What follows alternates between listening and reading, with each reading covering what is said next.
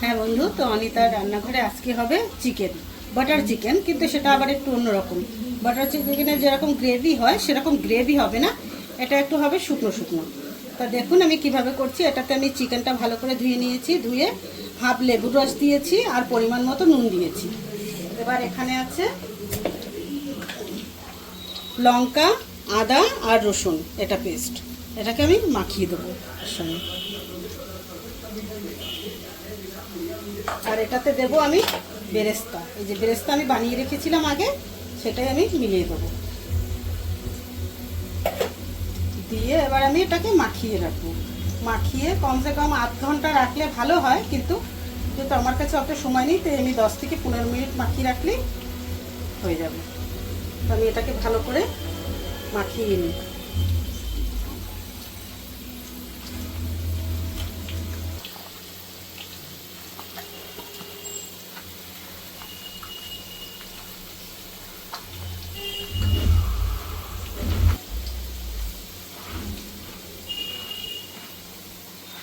হ্যাঁ বন্ধু, তো আমি 15 মিনিট একটু মাখিয়ে রেখে দেবো। এটাকে মাখানো হয়ে গেছে, এবার আমি 15 মিনিট রেস্টের জন্য রেখে দিচ্ছি। আর এবারে আমি এটাতে দেবো একটু একদম অল্প করে আলু। আলু দেয় না, কিন্তু আমাদের ঘরে যেহেতু আলু পছন্দ করে বাচ্চারা, তার জন্য আমি এই আলুটা দেবো। তা সেটাকে আমি একটু ভেজে নিই, হালকাই ভাজবো।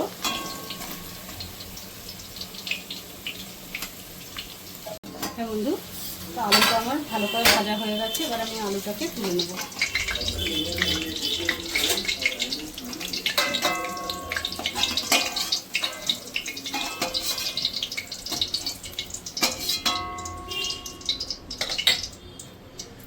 এবার আমি এই তেলটার ভিতরে দিয়ে দেবো একটু বাটার।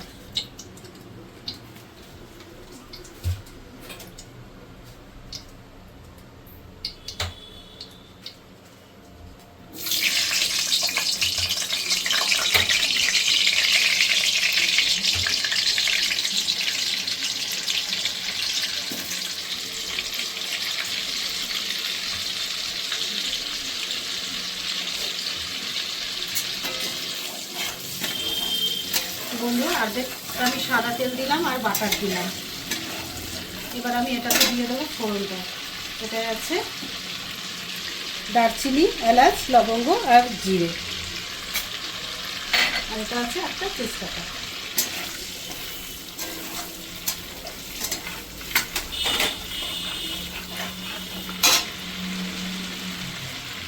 এটার মধ্যে আমি এই চিকেনটা মাখিয়ে রেখেছিলাম, এবার আমি এটাকে দিয়ে দেবো এর মধ্যে।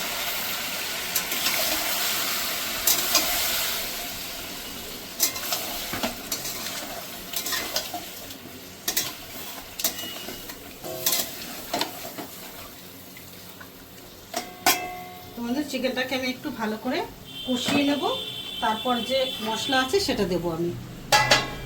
ভালো করে আমি কষিয়ে নিই। হ্যাঁ বন্ধু, তো দেখুন চিকেনটা আমার রঙটা পুরো পাল্টে গেছে, অন্যরকম হয়ে গেছে। এবার আমি যা যা মশলা বাকি আছে সেই মশলাগুলোকে দেবো। এবার দেবো অল্প, দেবো পরিমাণে 1 চামচ জিরের গুঁড়ো, 1 চামচ ধনের গুঁড়ো, আর 1 চামচ লাল লঙ্কার গুঁড়ো, আর 1 চামচ হলুদ গুঁড়ো, আর একটু দেবো গোলমরিচ গুঁড়ো, এটা দিয়ে দিলাম। এবার এর সঙ্গে দেবো আমি টক দই।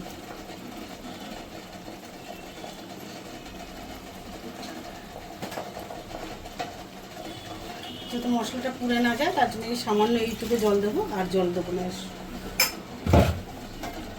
এবার সব কিছু মশলা তো দেওয়া হয়ে গেল, এবার আমি ভালো করে এটাকে কষবো। পুরো যেহেতু কষা হবে, এটাতে আমি আর জল দেবো না, পুরো কষিয়ে কষিয়েই রান্নাটা হবে। তার মধ্যে সব রকম মশলা আমার দেওয়া হয়ে গেছে, এবার মশলাটা হতে লাগবে।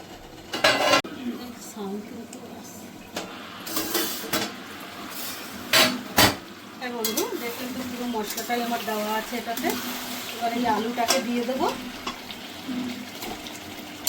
আর একটু বেরেস্তা আমি রেখেছিলাম, সেটাকে আবার দিয়ে দেবো পুরোপুরি।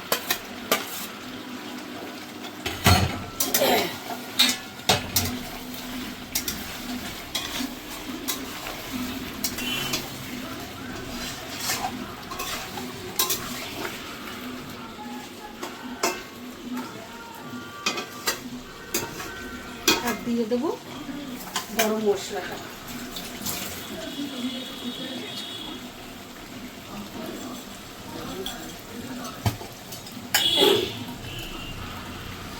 গরম মশলাটাও দিয়ে দিলাম, ধনে পাতা নেই তার জন্য আমি গরম মশলা দিলাম।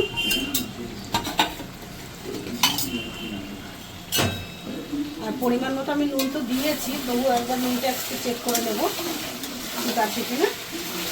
ওটা এরকমভাবে কষিয়ে কষিয়ে এটা হয়ে যাবে, এতটা জল দেবো না আমি।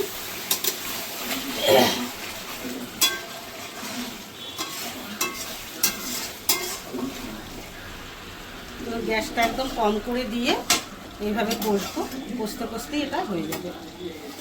এবারে ওটাকে আমি বন্ধ করে দিলাম, আলু টালু সিদ্ধ হবে না ভালো করে। হ্যাঁ বন্ধু, তো চিকেনটা আমি একটু দেখে নিই। চিকেনটা আমার হয়েই গেছে, যেহেতু জল দেয়নি তাই একদম গ্যাসটা কম করে আস্তে আস্তে করে করেছি। এরকম কষা চিকেন খেতে কার ভালো লাগে কমেন্টে বলবেন, আর কেমন হলো এইভাবে বাটার চিকেন খেয়ে দেখবেন কষা।